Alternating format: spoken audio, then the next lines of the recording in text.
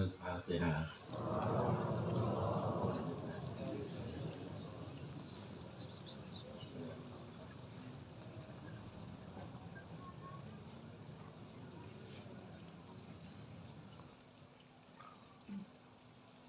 Bahwasannya semenjak saya menggagas tauhid tasawuf seperti ini, kira-kira 25 tahun yang lalu, mengapa saya menggagas ajaran ini? Karena di dalam Islam, agama Islam ini ada 3 rukun yang harus kita ketahui dan kita amalkan. Pertama iman, maksudnya akidah.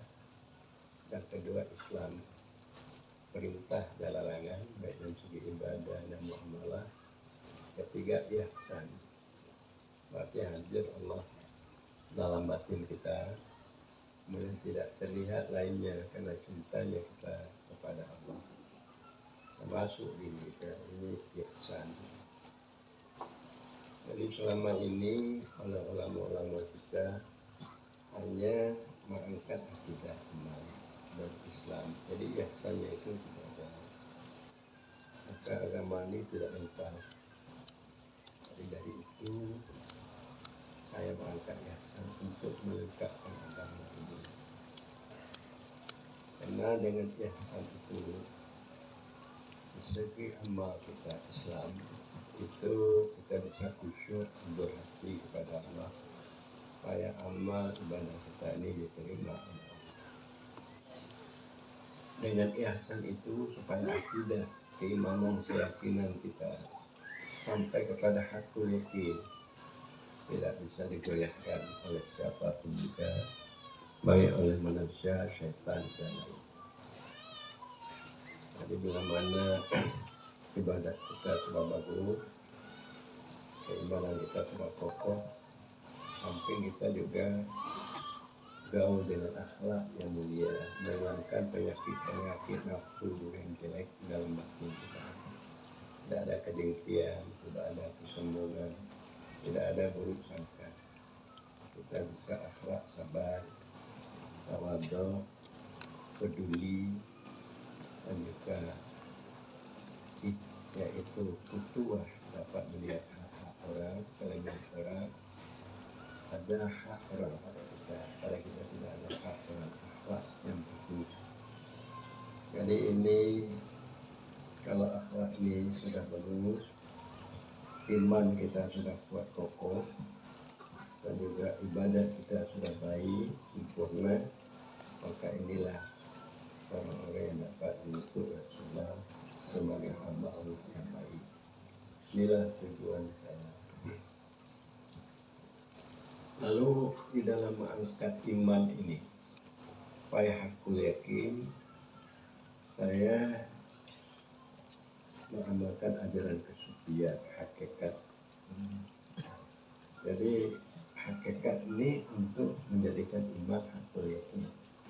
Artinya tidak ada kita, tidak ada perbuatan kita yang ada perbuatan Allah. Tidak ada sifat kita menentukan kecuali sifat Allah. Dan juga zat kita ini adalah merupakan limpahan, tidak mempunyai hakikat wujud. Karena kita berdiri dengan Allah, tidak kita berdiri sendirinya. Yang berdiri sendirinya yang menjadi nafsi adalah kita ini yang muhbirairi, berdiri dengan lainnya Allah. Jadi untuk berhakikat ini, maka saya di antara lain bukan sampai mengamalkan ajaran suluk, murakabah, musyahadah, dan juga menerima ajaran daripada Abdul Karim Al-Jili. Ajaran daripada Abdul Karim Al-Jili di antara lain adalah Muhammad yang dimaksud insan kami pada syariat Buddha, Allah itu Tuhan. Jadi seorang Buddha harus patuh melaksanakan perintah dan larangan ini pada syariat. Pada tarekat Allah itu zat, Muhammad sifat. Maksudnya hati orang-orang yang insannya kamil, dia tidak lekang ingatannya kepada Allah. Allah selalu diingatkan, hatinya selalu mengingat Allah. Bahwa antara zat dan sifat itu tidak berpisah. Pada hakikat, dikatakan Allah itu ruh, Muhammad itu jasad. Bagaimana jasad atau tubuh ini, dia selalu berhajat kepada ruh. Kalau ruh tidak ada, nyawa tidak ada, jasad itu hancur, lebur jadi tanah. Makanya sangat berhajat jasad kepada ruh. Begitulah insan kami sangat berhajat kepada Allah. Kalau tidak ada Allah, dia tidak bisa bergerak, tidak bisa hidup. Jadi sangat berhajatnya sama seperti jasad, sangat berhajat kepada Allah. Ini hakikat. Jadi orang hakikat itu selalu tajalli, terlihat Allah di dalam hatinya. Dia sangat berhajat karena dia tahu bahwa semua ini nikmat datang dari Allah. Kalau tidak adalah nikmat dan rahmat Allah, kita tidak bisa hidup ini. Makanan semua datang dari Allah. Nafas, udara datang dari Allah. Pada hakikat, pada makrifat Allah Muhammad. Dengan pengertian makrifat itu untuk mendapatkan Allah dengan Muhammad. Kalau tidak ada Muhammad, kita tidak bisa mendapatkan Allah. Kalau tidak ada syariat Muhammad, tidak ada tarekat Muhammad, tidak ada hakikat Muhammad, kita tidak akan kenal kepada Allah. Dua hadis adalah aku gedung kedua. Aku mendaki supaya bahwa aku dikenal. Maka aku jadikanlah makhluk. Jadi Nur Muhammad. Ya Muhammad di awal makhluk yang dijadikan oleh Allah. Dari Nur Muhammad ini maka ada alam semesta. Jadi itu kajian daripada kesucian yang digagas oleh Abdul Karim Al-Jili. Maka Abdul Karim Al-Jili menafsirkan qul huwallahu ahad, katakan oleh Muhammad. Dianya, artinya dianya engkau yang dimaksud kita adalah Allah. Muhammad yang maksud insan kami. Jadi insan kami itu selalu dia tidak terlihat di dunia. Yang dia hanya melihat di dunia. Maka oleh karena ulama-ulama kebanyakan tidak paham ajaran fikih ini, tasawuf. Makanya mereka menganggap ajaran fikih ini sesat. Terutama itu adalah dari MPU Aceh. Jadi itu Aceh dulu menjadikan dunia Daul Ulami.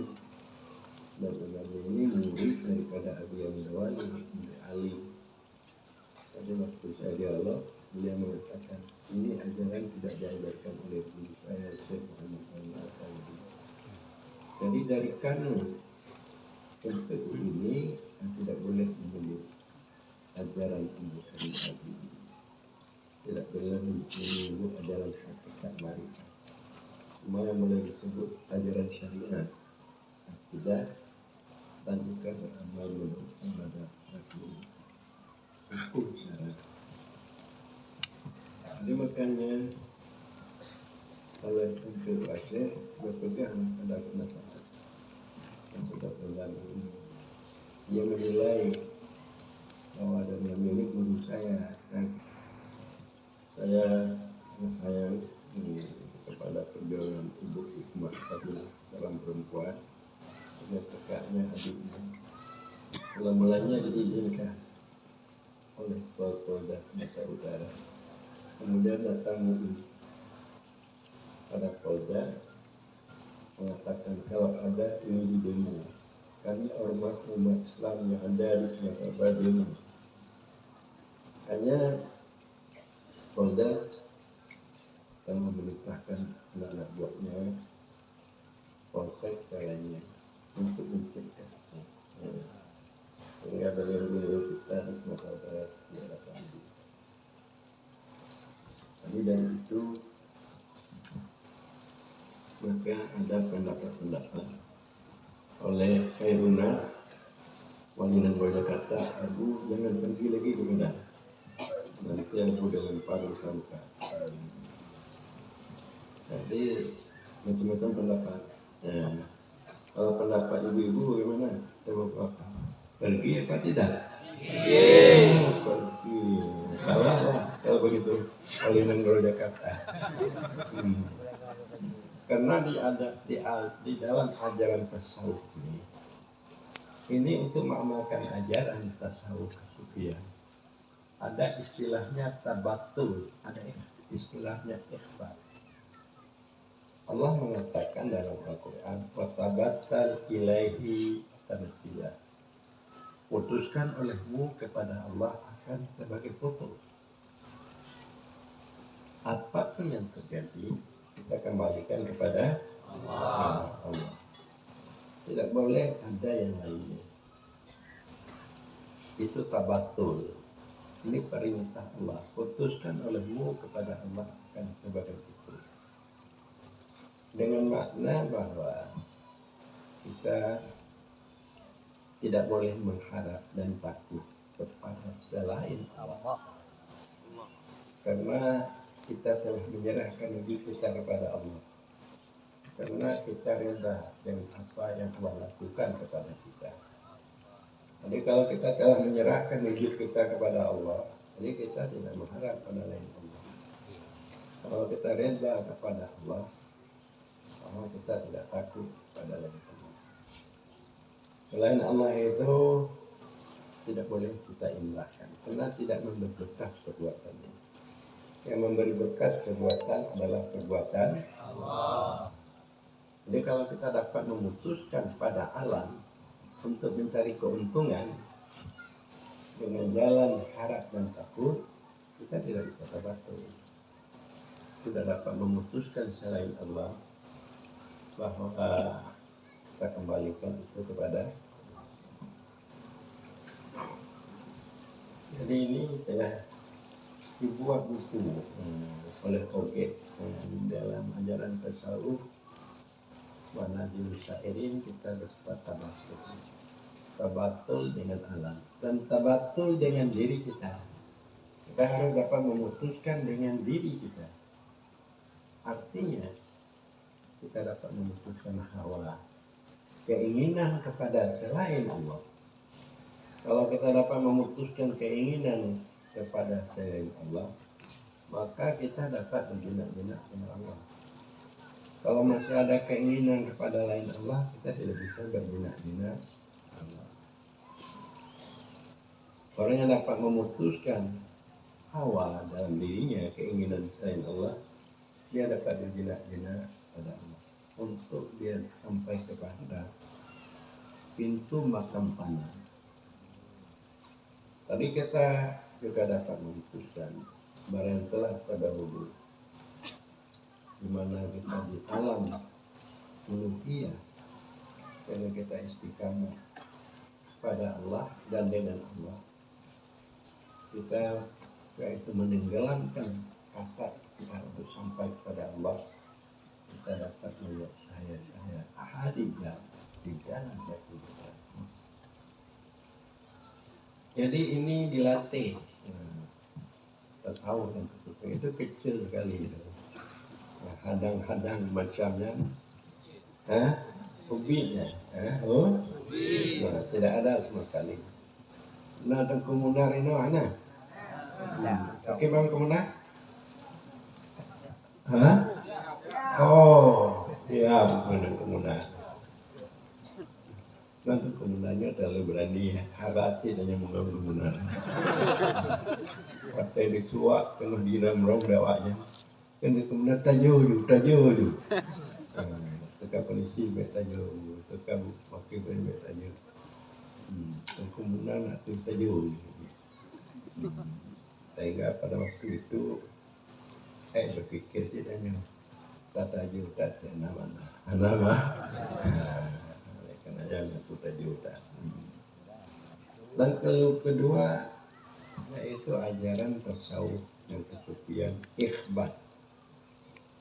Ikhbat ini yaitu kita ditarik kepadanya karena rindu. Kita ditarik kepadanya, maksudnya kepada Allah karena rindu kepada Allah. Kita kembali dari nafsu kita kepada Allah supaya kita aman. Kalau kita dengan nafsu kita kacau. Ingat diri kita, ingat anak lagi, ingat istri lagi. Seperti engkau petang. Lagi istrinya. Tadi panjang-panjang ingat, sehingga lupa kepada Allah. Kita harus dapat kembali dari diri kita. Berarti diri itu berpisah dengan Allah.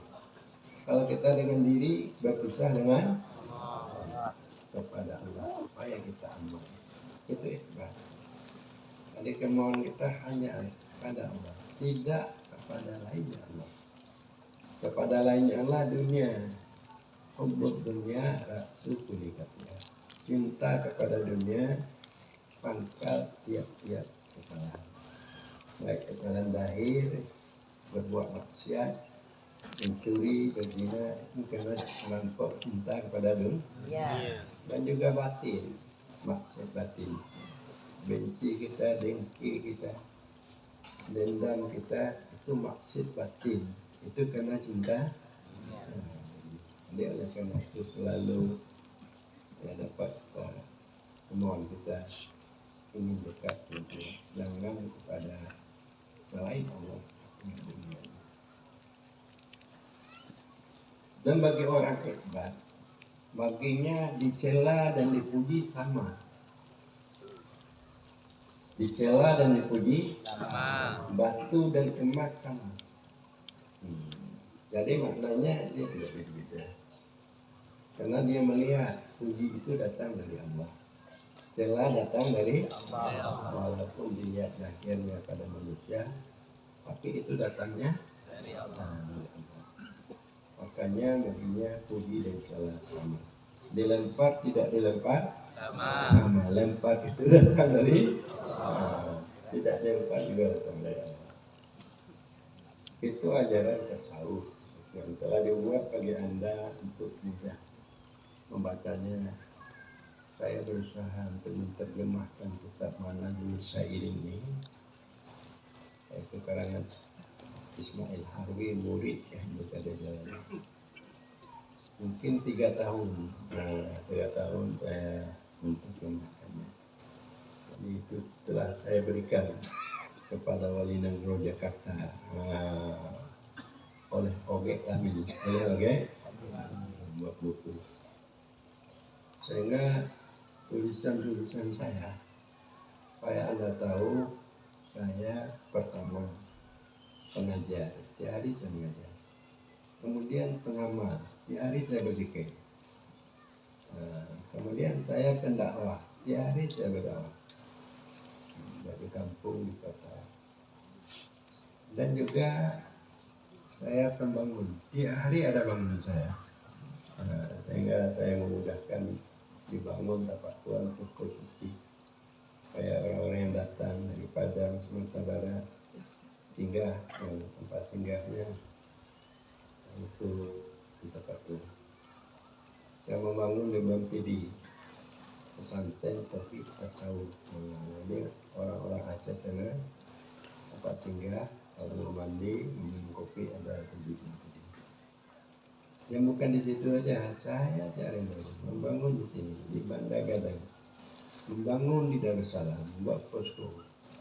Kadang sedang membuat posko jalan ke Darussalam di Madapaya, tidak ada timbunan, karena orang Darussalam itu Batak, tidak mau.